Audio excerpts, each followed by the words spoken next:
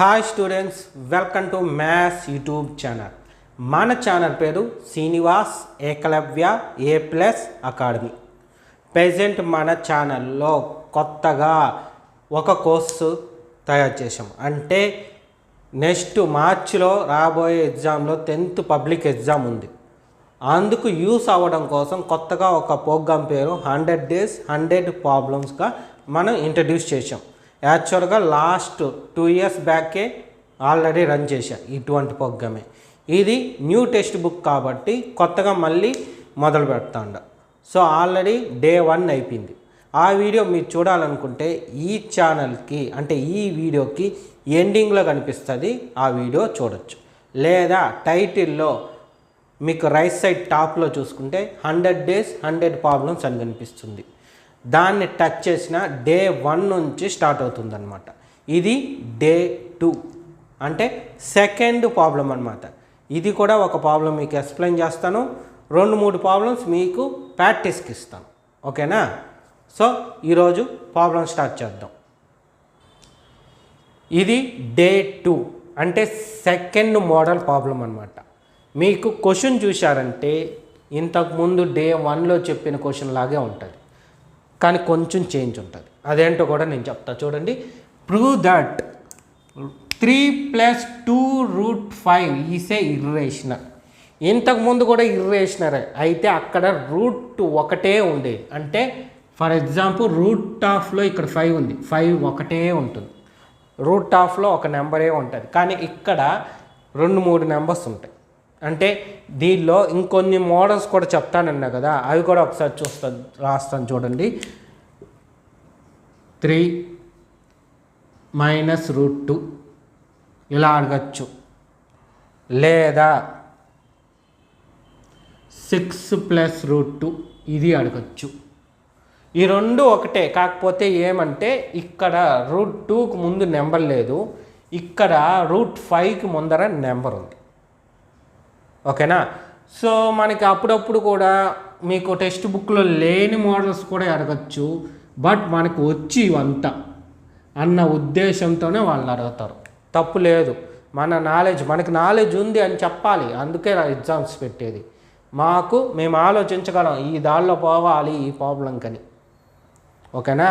Text బుక్లో ఉండే ప్రాబ్లమే ఇస్తాడు అన్న రూల్ లేదు. 99% టెక్స్ట్ బుక్లో ఉండే ప్రాబ్లమ్సే ఇస్తాడు, బట్ ఎక్కడన్నా టచ్ చేయాలి కదా. మనకి నాలెడ్జ్ ఉంది, ఎగ్జామ్ రాసే వాళ్ళు మంచి నాలెడ్జ్ పర్సన్స్ అని అది ప్రూవ్ చేయడానికే ఇటువంటివి ఉంటాయి. బట్ ఇచ్చినా ఇబ్బంది లేదు, రాసేయచ్చు, ఎందుకంటే మనకి వచ్చు. ఓకేనా? సో ఫస్ట్ ప్రాబ్లం చూడండి, ఏది ఈ విధంగా మార్చి అడగచ్చు. ఎలా అడిగినా సరే చేసే మోడల్ ఒకటే. day 1లో చెప్పిన మోడల్ వేరు, day 2లో చెప్పే ఈ మోడల్ వేరు. అందుకే ఇది day 2లో చెప్పేది. ఇది కూడా 8 మార్క్స్ ప్రాబ్లమే. మీకు చెప్పా కదా 90% అడిగేదానికి ఛాన్స్ ఉంటుంది అని. day 1లో 10% ఈ మోడల్ అడగచ్చు అనమాట. అది అడిగాడంటే హ్యాపీ, గబగబా అయిపోద్ది. ఇది అడిగాడు అనుకోండి ఇంకా హ్యాపీ, ఇంకా తొందరగా అయిపోద్ది. ఓకేనా? ఎటువంటి ఇబ్బంది లేదు. ఇప్పుడు చూద్దాం ఏం చెయ్యాలి. ఫస్ట్ అదే రకంగా రాయాలి స్టెప్స్. లెట్ ఇచ్చిన నెంబర్ ఏంటి? 3 + 2√5 ఈజ్ ఏ రేషనల్ నెంబర్. వాడు ఇచ్చిన దానికి ఆపోజిట్లో అనుకుంటాం. ఓకేనా? కాబట్టి ఇదేమవుద్ది? 3 + 2√5 = A/B. A, B are co-prime numbers.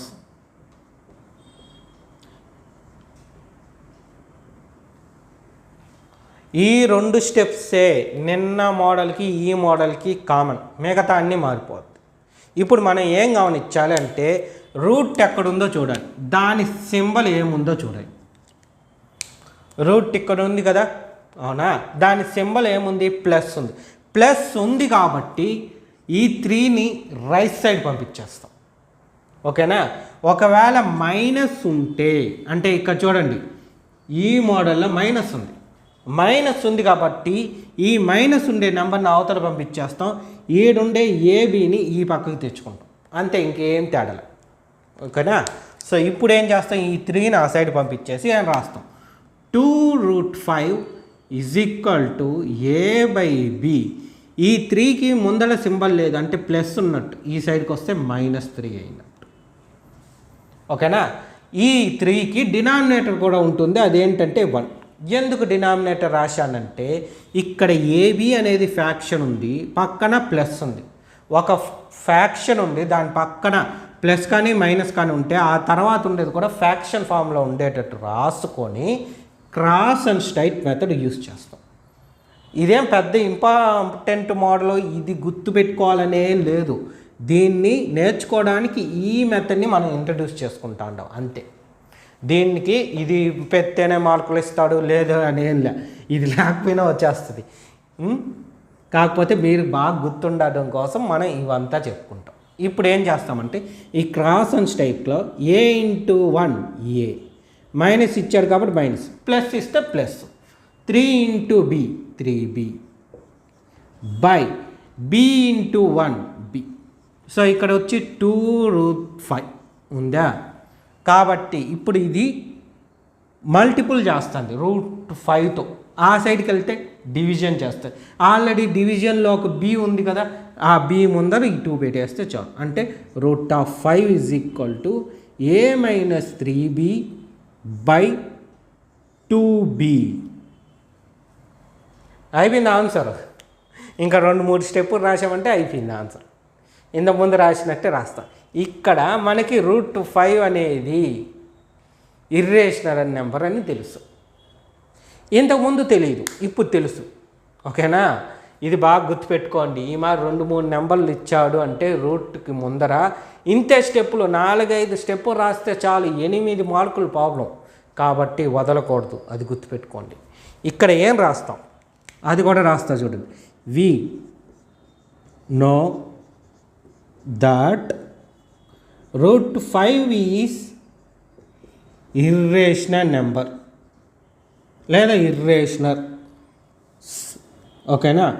So right side ఏముంది, a-3b బై 2b అని ఉంది. So is also a irrational number. అంతే కదా. లెఫ్ట్ సైడు ఏదైతే ఉంటుందో రైట్ సైడ్ కూడా అది ఉన్నప్పుడే కదా ఈక్వల్ అవుతుంది. లెఫ్ట్ సైడ్ ఇర్రేషనల్ నెంబర్ అని తెలుసు, అప్పుడు రైట్ సైడ్ కూడా ఇర్రేషనల్ నెంబరే అవుతుంది. ఈ 2 ఇర్రేషనల్ నెంబర్ అయినప్పుడు ఈ 2 ఎక్కడి నుంచి వచ్చింది, ఇక్కడి నుంచే కదా వచ్చింది. కాబట్టి అది కూడా ఏమవుతుంది, ఇర్రేషనల్ నెంబరే అవుతుంది. Therefore, our assumption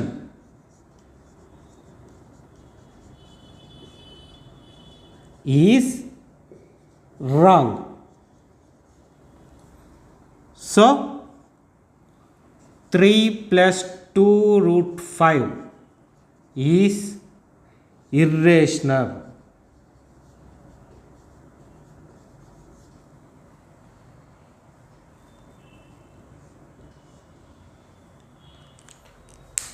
అయిపోయింది ఆన్సర్. ఓకేనా. ఇంకేమీ ఇబ్బంది లేదు. చూడండి సింపుల్గా అయిపోయింది. ఒకవేళ ఇదే ప్రాబ్లమ్ని వీటికి కూడా అప్లై చేయండి. ఇది మీకు ప్రాక్టీస్కి ఈ 3. ఓకేనా. ఫస్ట్ది వచ్చి 3 - √2, సెకండ్ది వచ్చి 6 + √2, ఫోర్త్ వన్ వచ్చి -7 + 3. సార్ ఒకసారి మైనస్ ఉండేది కూడా చెప్పండి సార్ అనే డౌట్ మీకు ఉంటే అది కూడా చెప్పేస్తా చూడండి.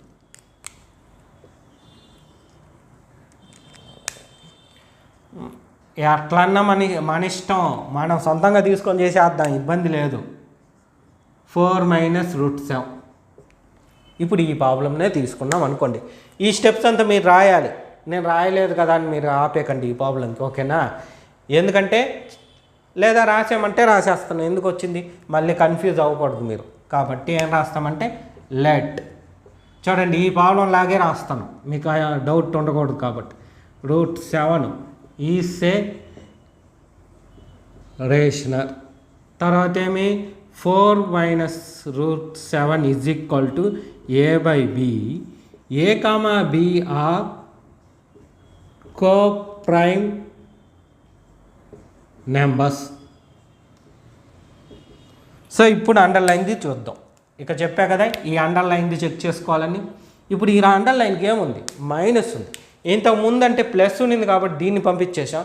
ఇప్పుడు ఇది మైనస్ ఉంది కాబట్టి దీన్నే పంపించేస్తాం. దీన్నే పంపించేసి ఏం చేస్తామంటే ఆ సైడ్ రైట్ సైడ్ రాసుకుంటాం. మైనస్ ఆ రైట్ సైడ్కి వెళ్తే ప్లస్. ఇప్పుడు దీన్ని లెఫ్ట్ సైడ్కి తెచ్చుకుంటాం, minus a by b. So ఇక్కడ ఏం చేస్తాము, సేమ్ ఇది ఫ్యాక్షన్, ఇది కూడా ఫ్యాక్షన్ కూడా రాసుకుంటే క్రాస్ అండ్ స్ట్రైట్ ఇక్కడ కూడా యూజ్ చేసుకుంటాం. అప్పుడు 4 ఇంటూ బి 4b, మైనస్ ఉంది కాబట్టి minus a into 1 a by 1 into b b is equal to √7. దీన్ని మామూలుగా ఈ మారు ఉండేటట్టుగా లెఫ్ట్ రైట్ రైట్ లెఫ్ట్గా రాసుకుంటాం. అంతే, అయిపోయింది ఆన్సర్.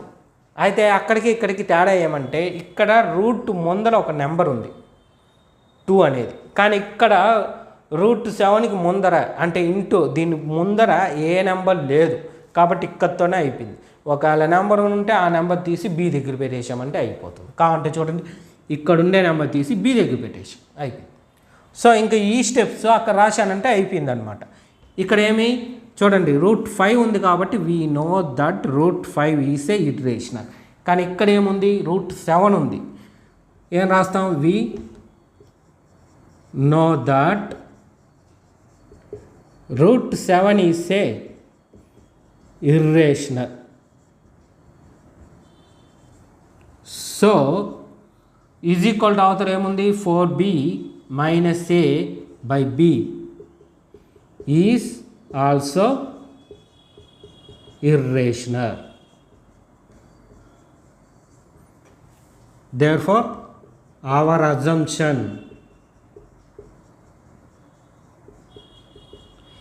is wrong. మరి కరెక్ట్ అబ్జంప్షన్ కూడా రాసేద్దాం. కరెక్ట్ది ఎక్కడి నుంచి వచ్చింది, క్వశ్చన్ నుండి వచ్చింది. క్వశ్చన్ ఏంటి, ఇది 4 మైనస్ √7 ఈజ్ ఇర్రేషనల్. అంతే, అయిపోయింది ఆన్సర్. చూడండి 8 మార్క్స్కి అంత సింపుల్గా ఇస్తారు. ఓకేనా, మనం చెప్పుకునేవి ఇలాంటివి మీకు బాగా చేయగలిగిన ప్రాబ్లమ్స్, ఈజీగా గుర్తుండే మోడల్సే, ఇంకా ఈజీగానే చెప్తాను నేను. ఓకే, ఇప్పుడు ఏం చేస్తారు, ఈ క్వశ్చన్ రాసుకొని ఆన్సర్ రాసుకోండి. ఇది కూడా ఈ క్వశ్చన్ ఫార్మెట్లో రాసుకోండి. ఎలా అంటే చూడండి, అక్కడ ప్రూవ్ దట్ ఇచ్చాడు, ఇక్కడ నేను షో దట్ పెట్టుకుంటా. లేదా జస్టిఫై, ఇంతకుముందు డే 1లో చెప్పిండా అలా కూడా అడగచ్చు.